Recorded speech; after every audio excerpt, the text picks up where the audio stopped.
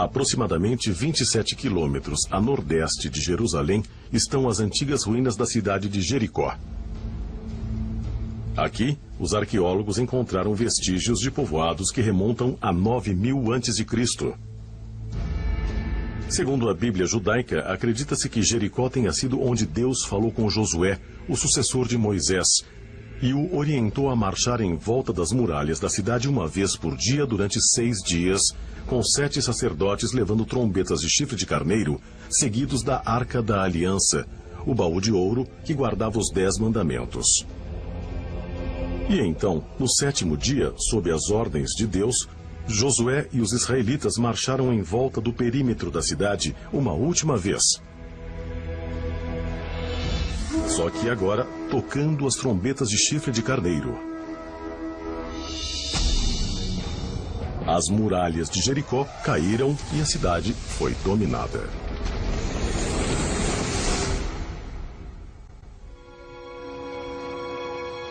No Antigo Testamento, vemos descrições muito claras em Josué 6 sobre o shofar, que é descrito como uma trombeta que foi usada na Batalha de Jericó para fazer as muralhas ruírem. Para os eruditos religiosos, a queda das muralhas de Jericó foi um milagre. Para a maioria dos cientistas e historiadores da atualidade, a destruição foi muito provavelmente causada por um terremoto. Mas será que pode ter sido outra coisa? Será que os israelitas poderiam ter uma avançada tecnologia de ondas sonoras? Sendo o caso, de onde teria vindo? Nas Escrituras há uma história fascinante sobre a queda das muralhas de Jericó. Aos exércitos foi ordenado que rodeassem as muralhas várias vezes e por fim tocassem as trombetas e as muralhas vieram abaixo. E nós sabemos que havia uma presença poderosa, a Arca da Aliança. Esse objeto misterioso e sagrado que estava com eles o tempo todo e que, evidentemente, fez parte do acontecimento e da queda das muralhas de Jericó. A ideia de que algum tipo de arma sônica tenha sido usada para destruir aquelas gigantescas muralhas da antiguidade, para permitir que os israelitas basicamente tomassem a cidade, é de fato fascinante. Então, que tipo de tecnologia eles usaram? Parece absolutamente fantástico para nós que eles pudessem ter algum tipo de tecnologia alienígena avançada. Mas é claramente isso que eles descrevem. Há pouquíssimas dúvidas de que a Arca da Aliança era uma arma. Ela é descrita como uma arma mencionada quando os israelitas estavam indo para Canaã e tiveram que passar por Jericó. E pode ser que eles tivessem alguma tecnologia, e nós não sabemos que tecnologia era essa. Mas há, obviamente, uma associação entre a arca e a queda das muralhas. E esse foi o motivo pelo qual a arca teve que circundar a periferia da cidade. Segundo os cientistas, Moisés e os israelitas adquiriram uma fonte de energia sobrenatural no Monte Sinai. Essa poderosa fonte de energia foi depois armazenada na Arca da Aliança e teria fornecido a quantia de energia suficiente para amplificar as trombetas de Josué, tornando-as poderosas armas sônicas. O que é interessante na Batalha de Jericó é que esse uso específico do shofar parece claramente ser a mesma coisa que temos visto na tecnologia de partículas de raio de luz, na tecnologia do raio da morte e na tecnologia do relâmpago. Parece muito óbvio, mais uma vez, que havia uma tecnologia extraterrestre que os povos antigos tinham à disposição para poder usar quando necessário em campanhas militares. Mas mesmo que os israelitas possuíssem algum tipo de tecnologia extraterrestre avançada, será que o som amplificado das trombetas de carneiro poderia realmente derrubar muralhas de pedra? As últimas pesquisas no campo da acústica física indicam que essa é uma clara possibilidade. Jericó, a queda das muralhas. Se você disser que isso aconteceu, provocado pela acústica, provocado por som... Bem, a possibilidade tem que ser que, de alguma forma, houve uma ressonância nessa muralha. Pode não ter sido na muralha inteira, pode ter sido em alguns dos materiais estruturais. Quando a ressonância acontece, a amplitude fica bem grande. E sim, pode. destruir praticamente qualquer coisa, porque o que a ressonância faz é armazenar enormes quantidades de energia e você vai alimentando-a, e uma hora ela destrói tudo. Quando você quer conhecer a força do som, é preciso entender o básico, que o som é uma onda de pressão. E tudo vai depender da quantia de energia que você colocar na onda sonora. E se essa onda, de pressão em particular que você gerar, vai se unir ou impactar aquilo que você quer destruir.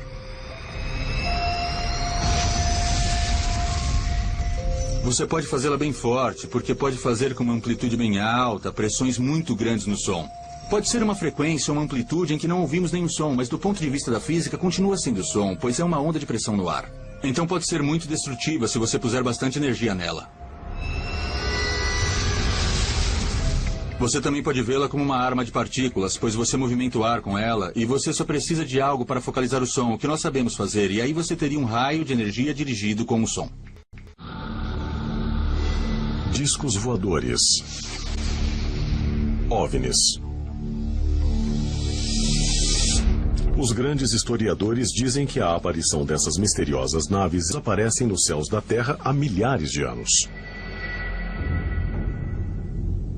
Descrições de discos voadores e o que parece ser algum tipo de aeronave já apareceram em alguns dos mais antigos desenhos das cavernas de que temos conhecimento. Os cientistas calculam que esses desenhos das cavernas sejam de 20 a 30 mil anos antes de Cristo.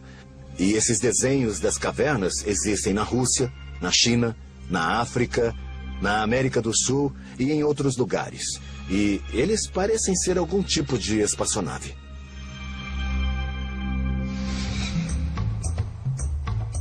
Podemos analisar as antigas inscrições sumerianas da Babilônia e vemos realmente alguns discos. E vemos a mesma coisa no Egito, onde há discos redondos saindo deles. Isso com que estamos lidando são provavelmente discos voadores que eram vistos no espaço. Guatemala, América Central.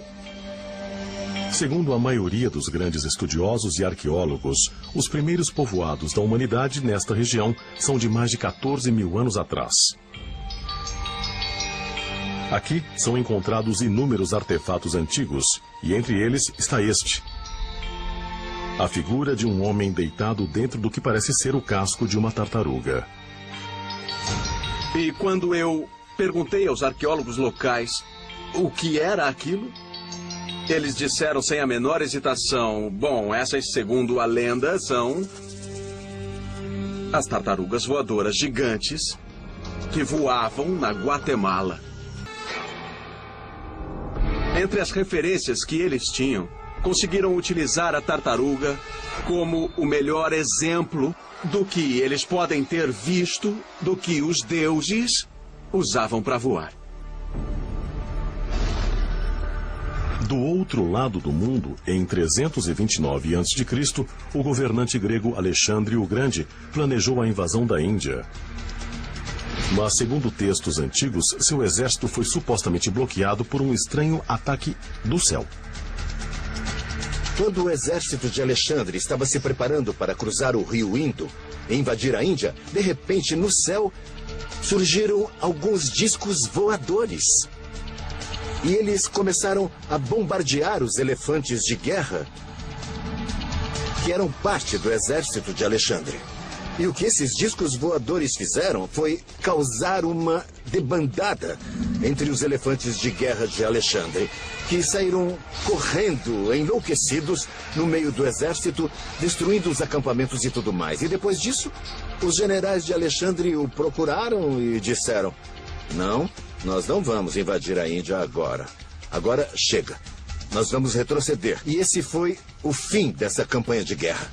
Mas seja na antiguidade ou muito mais recentemente, os supostos discos voadores são frequentemente descritos como não sendo afetados pela gravidade nem pelas leis básicas da física. Sabe, eu sei que as pessoas que já viram naves extraterrestres nos tempos modernos disseram: mas como ele pode estar fazendo isso? Por exemplo, ele está voando no céu e indo a 30 mil quilômetros por hora. E faz uma curva à direita sem desacelerar. Isso não é possível usando uma aerodinâmica normal. Quando jatos eram enviados atrás de discos voadores, os discos eram descritos como, de repente, virando em ângulos fechados, com super velocidades e simplesmente sumindo no que pareciam manobras acrobáticas impossíveis. Isso pode ser explicado como o tipo de tecnologia que eles utilizam, que é com controle de gravidade. Isso é gravidade artificial. E quando você está dentro de um campo gravitacional que você mesmo está criando em volta da sua nave, a gravidade da Terra não exerce força sobre você. Mas apesar de a propulsão de aeronaves por meio de manipulação gravitacional estar além dos limites da nossa atual tecnologia, muitos cientistas alegam que isso é teoricamente possível. O interessante é que temos exatamente as mesmas descrições nos textos antigos e também nas tradições orais, em que sempre que esses deuses, entre aspas, apareciam, havia muita fumaça, muito fogo, muito barulho e o chão tremia. Quando os foguetes estão decolando, é melhor você se afastar, é melhor sair da frente. E isso aparece muito nas antigas lendas também, quando os deuses chegavam e partiam. Podiam muito bem ser só esses foguetes ou outros veículos aeroespaciais aterrissando e decolando e fazendo muita fumaça e barulho. Quando você está lidando com esse tema e olha a literatura antiga, você tem que olhar pela perspectiva de como era essa experiência em uma civilização sem nenhuma base para entender a ciência e tecnologia. E eu acho que na antiguidade muitas pessoas viram alienígenas. Só que eu acho que a maneira como esses eventos eram relatados era em metáforas, de forma que fizesse sentido para eles. Na China, por exemplo, existem as histórias de dragões voando pelos ares. Eles fazem muito barulho e sai muita fumaça deles e fogo, como um foguete. O primeiro imperador da China chegou em um dragão flamejante, com fumaça e fogo. E sempre que esse dragão aparecia, o chão tremia. E todos ficavam com medo e se jogavam no chão. Agora, é claro que não era um dragão de natureza biológica, um ser vivo, mas uma máquina mal interpretada. Se você observar os deuses gregos, todos eram descritos voando em carruagens de fogo. Bom, uma carruagem de fogo para mim claramente parece muito algum tipo de foguete, provavelmente queimando os motores enquanto aterrissava em algum lugar da Grécia Antiga. No Antigo Testamento, eles falam sobre uma fornalha reluzente como a glória de Deus. Quando esses deuses da antiguidade resolviam descer do céu em uma rajada de raios, trovões e depois saíam da espaçonave, eles eram vistos como deuses. Esses alienígenas da antiguidade tinham uma tecnologia fantástica disponível. Uma tecnologia que devia parecer mágica para nossos ancestrais primitivos. E quando essa gente descia do céu com suas avançadas armas de energia, eles pareciam deuses para nossos ancestrais da antiguidade. De 5.000 a 2.000 a.C., o sul da Mesopotâmia abrigava os sumerianos, uma civilização altamente avançada, onde surgiram alguns dos primeiros astrônomos. Considerada uma das histórias escritas mais antigas da história, o épico de Gilgamesh relata a jornada de um homem para o céu para encontrar o deus Anu. O épico de Gilgamesh, que é da época dos sumerianos, é uma história em que o herói Gilgamesh voa sobre a Terra. Ele descreve a Terra vista de cima, fascinante, uma história antiga do primeiro voo. A civilização mais antiga de que se tem registro, a cultura sumeriana, nos deixou vestígios do que é chamado de Shen. Esse objeto é bem parecido com uma cápsula espacial moderna, que é colocada na ponta do foguete. E esse Shen é onde os sacerdotes entravam para interagir com os deuses, ou quando o homem estava subindo ou descendo do céu. Então é um termo muito interessante, usado em uma cultura que existiu em 3800 a.C. e bate claramente com as descrições de um foguete moderno. Será que o homem da antiguidade pode ter tido um entendimento surpreendentemente sofisticado do que hoje chamamos de propulsão de foguete? Acho que todas as coisas que temos hoje já existiram antes e que nosso passado não é ficção científica, mas um fato científico. Será que essas tecnologias já foram vistas e até usadas pelas antigas civilizações? Se for o caso, será que foram concebidas pela mente humana da antiguidade? Ou suas origens seriam outras, talvez de outros mundos? E descobrir os segredos dessas invenções seria a chave para descobrirmos o nosso passado? Ou ao redescobrir tecnologias perdidas, estaríamos abrindo caminho para o nosso próprio futuro? E para o ilimitado potencial do universo infinito?